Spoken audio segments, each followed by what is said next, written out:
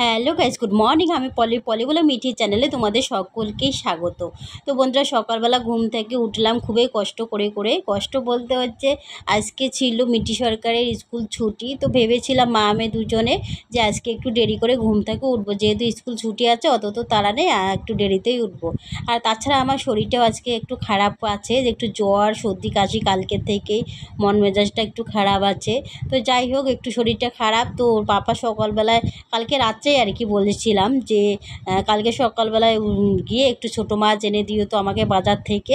মানে কয়েকদিন ধরে বৃষ্টির জন্য সেরকম বাজারঘাট করা হচ্ছে না। আর পাপাকে আর সন্ধ্যাবেলায় যখন আমি যাই মাছ নিতে, তো ওই বড় বড় মাছ, কাতলা মাছ, তারপরে রুই মাছ, এটা ওটা তো ওগুলাই পাই। তো পাপাকে কালকে বলেছিলাম আমাকে সকালবেলা একটু ছোটো মাছ এনে দিও।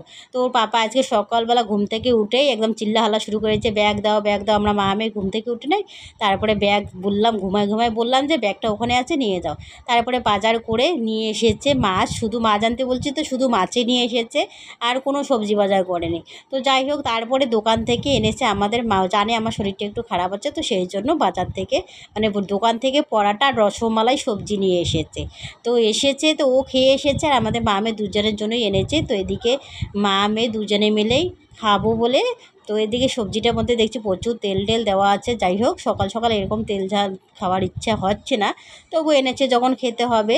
তো এদিকে মেয়েকে ঘুম থেকে টেনে উঠালাম, উঠায় ব্রাশ টেরাশ করায়, ওই 8-10 মিনিট অপেক্ষা করলাম। ব্রাশ করার সঙ্গে সঙ্গে কি আর খাওয়ার ইচ্ছা করে, কিন্তু ওর পাপা যে চিল্লাহাল্লা শুরু করেছে, ওটো ওটো গরম গরম খাও, দেরি হয়ে ঠান্ডা হয়ে যাবে, নটো পটো রসমালাই এনে ফ্রিজে ঢোকায় রাখছে। তো যাই হোক, আর তারপরে ফ্রিজ থেকে বের করে মেয়েকে দিলাম, আর ফ্রিজ থেকে একটা জলের বোতল বের করে মেয়েকে দিচ্ছি যে খাও, খেয়ে দে, যদি আবারও ঘুম পায় তাহলে তুমি আবারও ঘুমিয়ে যেও।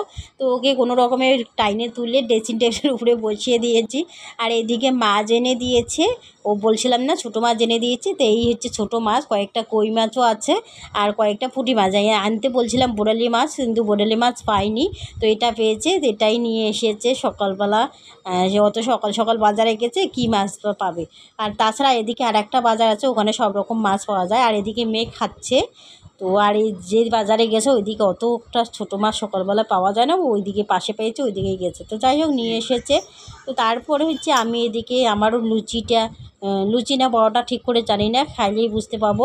তো নিয়ে চলে মানে নিচে বসে পড়লাম পাখার মধ্যেই। আর মানে বসার সেরকম কিছু নিলাম না, নিচেই বসে পড়লাম, খাওয়া নিয়ে কথা। আর খাওয়ার ইচ্ছা করতেছে না, কিন্তু তবুও এনেছে যখন চিল্লাহাল্লা শুরু করে দিয়েছে, তাই বসেই পড়লাম খেতে।